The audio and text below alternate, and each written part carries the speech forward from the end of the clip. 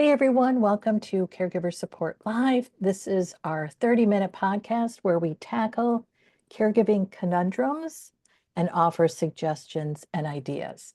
I'm Denise Brown, one of your co-hosts, and my other co-host is Jennifer Ritchie. She's one of our certified caregiving consultants, and she's an educator as well. Jennifer, good to see you. You too. Happy to be here. So we typically use questions that you send to us, so you can always send us a question. And the email is questions@caringourway.com. And I also look for questions in advice columns. And so today's questions come from advice columns. So here we go. Here's question number 1. Okay, so this is what the family caregiver has written. And then we'll talk about what suggestions we can offer. So the family caregiver writes, I'm a retired 70-year-old. My mother's 93 and lives alone about 20 miles from me. She has lived in her home for more than 50 years, is relatively healthy, and can still take care of herself. We have discussed its assisted living facilities, but she strongly wishes to remain in her home. I am her primary caregiver. She does not drive. For 10 years, I have taken her to all of her many doctor's appointments, done her grocery shopping, driven in to respond to late night emergencies, and taken care of everything she needs. I do not get compensated in any way, shape, or form. I have 3 younger siblings. 2 live out of town, and 1 lives even further from my mother than I do. I am frustrated with their lack of understanding of how much I do. Lately, I have started to think about how much this has been costing me over the years. By taking care of my mother, my siblings all stand to inherit thousands of dollars more than if she were in assisted living, and we'd have to use the proceeds from selling her house to pay for it. I am putting them in a better financial position while I continue to take care of my mother. None of them have ever brought up any type of compensation for all I do. In fact, the only one who offers me gas money or money for my time is my mother, which I refuse. She gets it. Why don't they? They are clueless, and I am extremely frustrated. Okay, Jennifer, what do you think? Okay. Lots of thoughts as usual. So every time I read this, I get another insight. And, he brings up the financial piece, which I think is sort of an issue, but I really think if he were getting the validation from someone, especially a sibling, the financial piece would not be an issue, really. My other, the one sentence, I'm frustrated with their lack of understanding of how much I do. If we can put that into perspective a little bit, because I don't think anyone understands until they do it. I really don't. I didn't. And, you know, you, I think that's why there's so many sibling battles over caregiving, because you just don't get it, especially when, I mean, she doesn't drive. He's doing so much for her, and he's feeling uncompensated both emotionally and financially, um, primarily because they're not getting it. They're not validating anything he's doing. And but I don't really think it's about the financial piece. I think that's like a thorn because he's not getting the validation. Um, let's see, I had another thought about this too. I think he's like putting himself in this place of anger and frustration when they won't really ever get it. And until he sort of accepts that, he's going to stay in that angry place. Not to invalidate at all what he's feeling, but they're not unless they're doing it, they're not going to get it. And there's no amount of explaining that can do that. So my suggestion to him would be, um, and this sounds bad, but like accept that they won't understand it, and like let's look at other ways that he can be validated, you know. I don't know what those would be, but for him specifically. Um, but that's my initial thought. Okay, so as you were talking about how no one gets it, I was thinking, well, how do we help someone get it? And then I Hmm. thought, well, is it that he has a calendar that really spells out every Mm, day he goes there, what he does when they go to a doctor's appointment? And then I thought, well, that's only helpful if they actually look at it. So he could do right, that, but if they right. don't look at it, then he is just Yeah, maybe taken on work that is not going to help him feel validated. yeah. I wondered if it would also be more around asking them to step in and do more, and maybe some Yes. understanding around what's involved happens when they do more. Because it doesn't sound like he's asked for money or for help. Right. I don't It know does that. not sound right. We don't know that. I think sometimes we feel like they should know to step in and help. And I, Mm, I think that is something else that very few people get. yeah. You understand as a family caregiver what someone needs because you're empathetic. You have insights, and that is not common. Hmm. And I also think that as long as someone else is doing it, everybody else is going to sit back and watch. And say, well, you didn't say you needed any help. And I Right, don't know right. how many times I hear that. Well, You right. could have Well, asked. Why didn't you ask? Well, the other person is like, you never offered. right. Yeah. Why don't you offer? Know what I'm doing. Clearly, this is taking up a lot of my time. Okay. So it is perhaps starting with making some specific requests around help. Hmm. And it could be help over the weekends. Hmm. Hmm. It could be that there's a schedule where 4 Saturdays a month, each sibling takes a Saturday.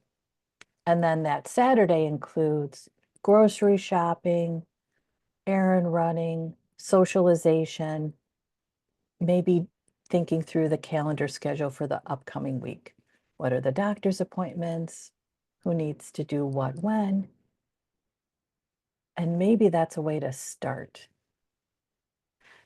So Hmm. because there's siblings it sounds like they're out of town, it might be easier to think about a weekend. And the siblings who are out of town, maybe it is like a Saturday afternoon to a Sunday morning, Yeah. once a month, that they go to spend time with their mom. Mhm.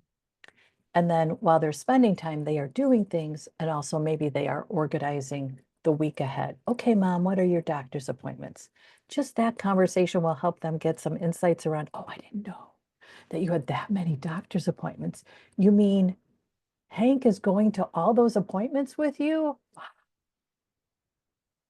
Yeah. Okay, and if you wanted to, I can't decide if I should say this out loud or not. Well, now you have to say it. I know. I mean, okay, so he starts asking for help 1 day a month Hmm. from the other siblings. What if he then starts to talk about this does eat up our time? I wondered if we could pool some money so that we all receive compensation for the 1 day a month that everybody's helping out, and then the other times during the week where I'm helping. Hmm. At least it opens up the conversation about Yeah. compensation. I think it's interesting that his mom has been offering him money and he says no. And whenever my parents offered me money, I said yes. I always took it. So did I. Yes, I thought this would be interesting because we both have a perspective about Hmm. receiving reimbursement for Hmm. this. My parents hired family members and paid them. Mhm. For me, I was reimbursed through a greater percentage of inheritance. And then every once in a while, they would just give me money. When my mom was dying, I was laying on the couch because I was so tired, and my dad just, just gave me a check, a check. He said, "Here." I said, "Thank you." I wonder if it's because he's retired that it's different. Because you and I were both working. Yes, that's And like true. in order to take care of my mom, I had to take time off work or cut my hours. And she knew that. Yes. So she supplemented me because of that. And it might be that might be the case is like he's retired, so he's not used to earning an income. He doesn't have a job he has to go to. But that doesn't mean that he doesn't deserve something Yes. for Yes. that work. That's such a good point. If, for instance, he does start saying yes when his mom offers him money, I think it would be very helpful to keep a spreadsheet Hmm. of what was given and why. Yeah. So start documenting. Yes. And I'll say this from experience. I would have conversations with my mom about money and then she would forget. And uh, it would get a little tense because I was like, Mom, you told me you were gonna, and then I feel like I'm taking advantage of her when I'm not. I'm just following up on what she had said. So that got real tricky. And I was like, I'm gonna have you sign everything you say you're gonna do because I don't want to be accused of something I'm not doing. It was tough sometimes. Such a good point. Yeah. One of our free monthly planning sessions is called Getting Paid for Providing Care. And we talk about these very issues. If you want to set it up that the caree is paying for care or it's pooled money among family members. And what we really look to do in this planning session is create a draft of an agreement that you then take to an attorney and to a Mhm. financial planner so that you get guidance around legally, what do we want to do to make sure everybody's on the same page? And then financially, we want to think this through so we have a budget and we are using dollars wisely. Yeah. I think your point is so interesting that sometimes we think it's about money when really it's about being appreciated for the value we're delivering to the family. Yeah. Because he's delivering value to his mom. He's also delivering value to his Mhm. siblings because he's saving everybody a ton of money, which Yep. they all then will receive. If he wanted, he could also have a conversation with his mom about adjusting who gets what Hmm. after she dies. With my, Yeah. yeah, with my parents, so I had a higher percentage of what I received after they died. Everyone knew that. Everyone knew whenever they were changing anything, everyone knew when they were going to the attorney to change things. It was never a surprise afterward. So if there is a conversation between the family caregiver and his mom that adjusts the inheritance, he'd want to let everybody know. Hmm. And they have to go to an attorney to do this. He can invite the siblings to go with. Yeah. That's so smart. And if he feels better, he could start thinking through over the last 10 years. This is the average amount of time I've spent on a monthly basis helping my mom. And you could say it's worth a certain amount per hour. You could start with 20 bucks an hour, for instance, and see where that lands. And then do a little bit of math to figure out, okay, so if I were to be reimbursed for that amount, what's the percentage that's higher that I would receive through the inheritance? Yeah. I love that idea. And if you do it that way, you're preserving assets to be used today Mhm. while receiving the value after death of a greater inheritance. And that's a tough conversation to have, especially if there is tension around money and inheritance and all of that. But gosh, wouldn't you?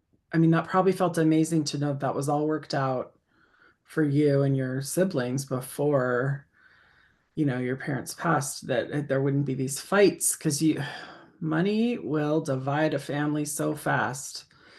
And if you can work that out in advance, it's just golden. So let's just think through, how do you start this conversation with your caree if this is something that you want to offer as a solution? Mhm.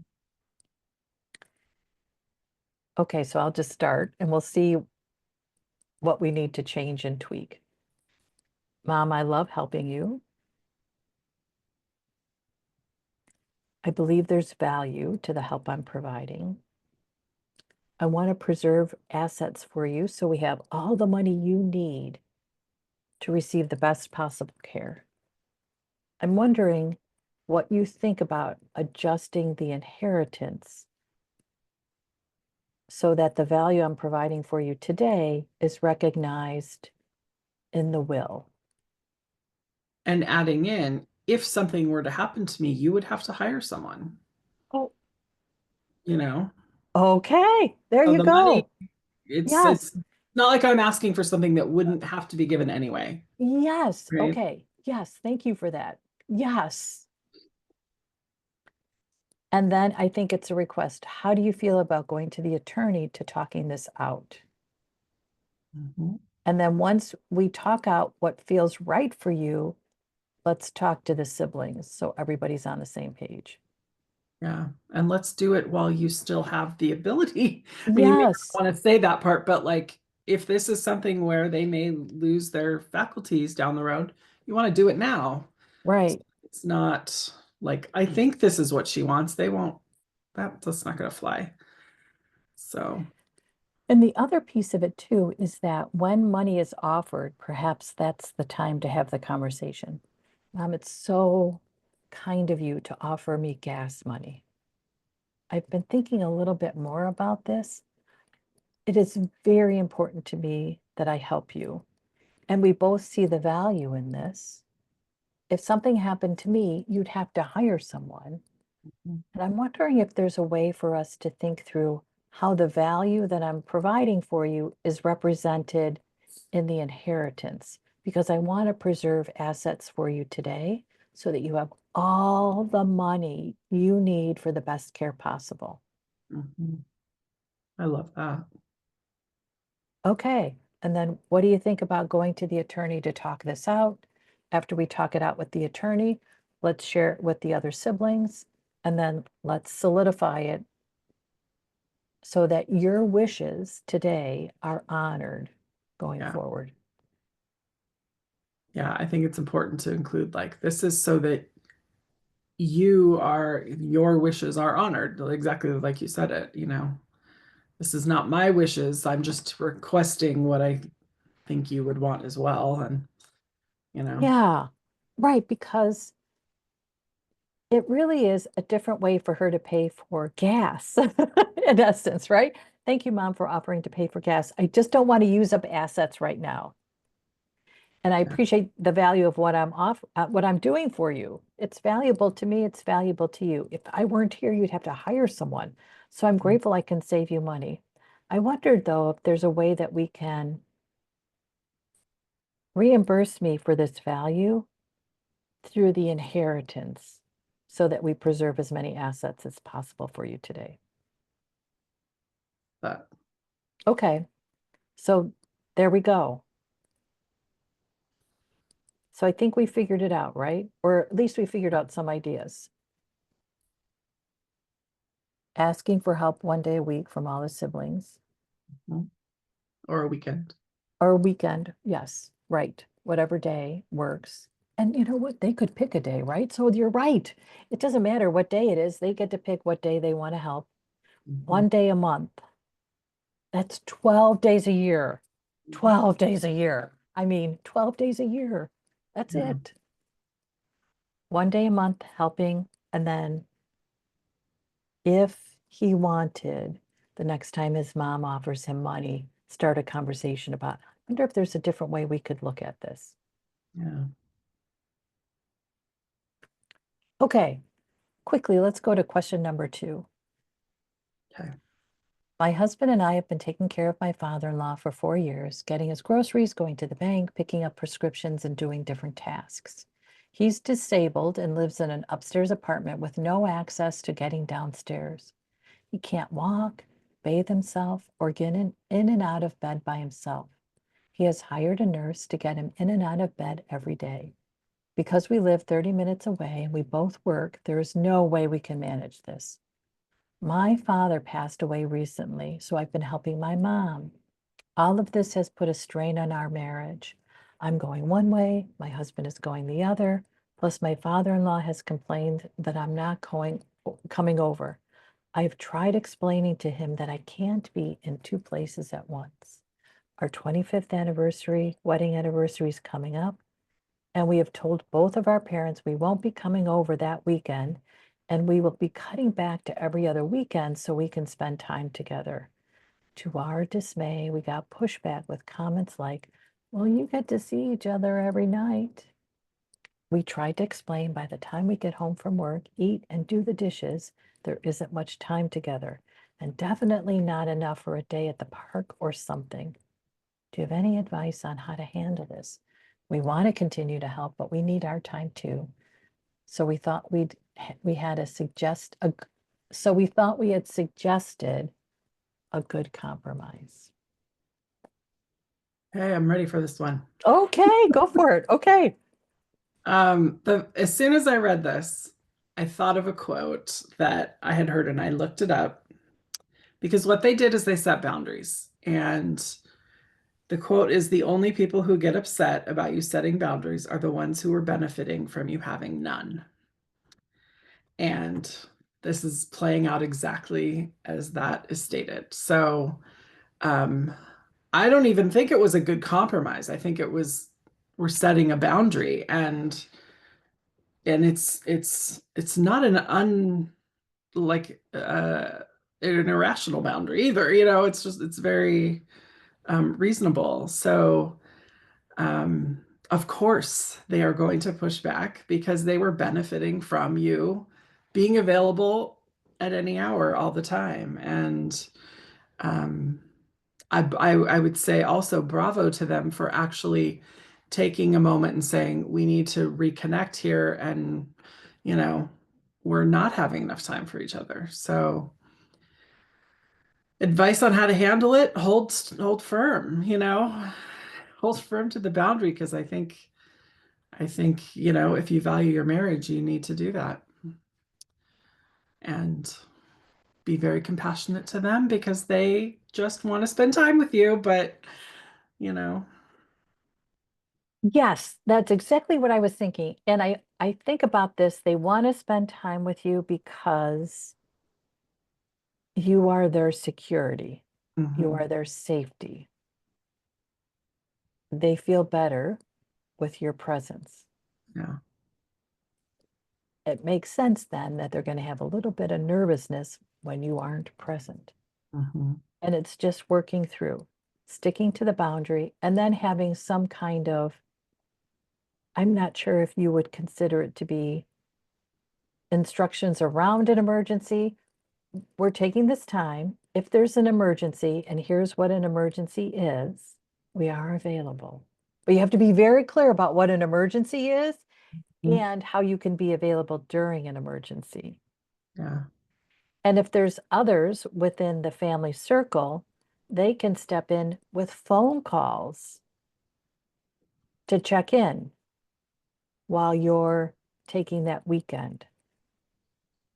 And this, I like this insight that it cannot have a strain on the marriage. mhm.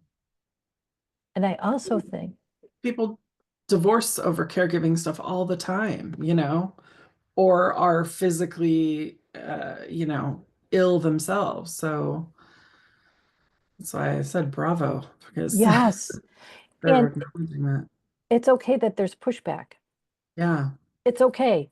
And you don't have to take on this feeling of being responsible for their unhappiness, which means then you feel terrible when you've created a situation that seems to make them unhappy. Mhm. Yeah. It's okay that they are unhappy about this. It's okay that they're giving pushback. They can have their own response and you can still hold the boundary. Mhm.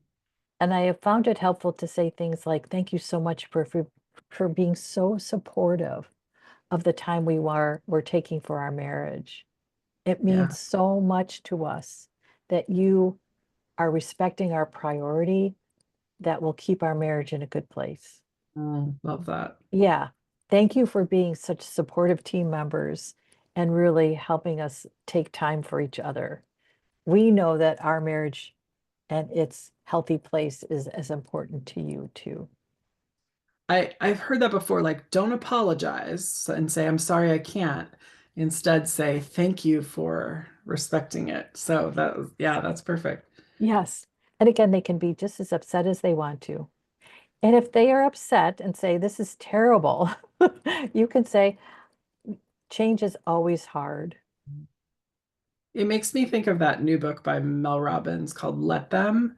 I haven't read it yet, but the premise behind it is let people be who they are and don't, stress out about it. And it's like, let them be upset. They will work through it, you know, and you're not putting them in danger in any way. You're making sure there's plans in place in case they need you or someone. Um, it's just something they have to work through, and they're not going to be happy about it initially, and maybe ever. But but Exactly. Let's be realistic. well, They are never going to be happy about it. uh, And I also think it's important to know that care needs are going to increase mhm, and availability will change. And if you can take time now for your marriage, take mhm, it. yeah, As the situation intensifies, it might feel harder to do it later. Do it now. Do it mhm. now. Because it's I not give getting, the same advice to new parents. Like, if you can take the time now, do it because needs will change. and especially in a caregiving situation, I don't think we realize how much worse it can get until it Yeah. gets much worse. And then you think, oh my gosh, I didn't realize how easy I had it a year ago. Why didn't I take more time for myself? Mhm. And I also think we cannot sacrifice our own happiness with the belief that our unhappiness will make someone else happier. Mm, If we show up unhappy, it makes everybody unhappy. yeah, that's true. It never works to Mhm. sacrifice our own happiness to make someone else happy. Yeah. And we are not responsible for their happiness. So, Exactly. Yes. And we can also be empathetic to their situation, right? Decline, poor health, mhm, loneliness, loss, that they're our carriers are in a tough time. It's difficult. We can empathize with that, and it's okay that we set boundaries to ensure that we don't suffer. yeah, yeah. I think a lot of people think that caregiving is inherently suffering, and um, I suppose that could be true, but it doesn't have to be, you It doesn't know. have to be all the time. Mhm, Wayne Dyer wrote a lot of books. mhm, And I remember reading one of his books where he really said what I said in a different way, which was if we live in poverty, we're never going to actually be able to contribute to the world in a way that makes the world better. mm, We want to live in abundance because that's the way others benefit from our abundance. Making the decision to withhold something from ourselves that allows us to have abundance is not a way to have someone else be abundant, right? We yeah, we yeah, yeah, we have to be in a good place with ourselves. yeah. All of this is really complicated and difficult. We're showing up in a relationship in a different way. We're Mhm. setting boundaries in a way that we haven't set before. It's very difficult. The change is awful for everyone. And it's okay to set the boundary and feel uncomfortable yourself around it as well. Mhm. And I really think the key is like knowing that and having compassion for your parents or whoever you're caring for, because it will be hard for them no matter what. And that doesn't mean you change your decision. You just have compassion around the decision. And yes, I know this is going to be difficult. I will help you through that. And I'm going to go on date night. Yes, you know. yes, yes. Again, because you can now do it now. Mhm. Yeah. And then revise the boundary as situations and health continue to change. Yeah. Good Okay, stuff. I think we did it. Yep. Jennifer, for our viewers, how can they be in touch with you? They can be in touch with me by going to my website, becomingbravecoaching.com. Okay, Yeah. awesome.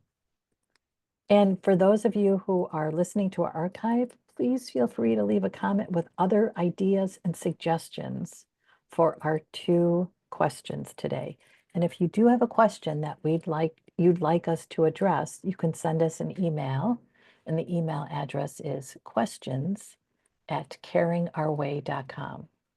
You can also join our community, caringourway.com, because we have special events and workshops. And I just scheduled chats for us, regular chats. Okay. Yeah, yeah. So we'd love to support you through our community as well. Okay, thanks to those who have joined us live. We did get a thumbs up in the chat room that this was helpful. So we're always glad to know that too. Okay, thanks everyone. Thanks for all you do. Thanks, Jennifer. Thank Bye-bye. you. Bye.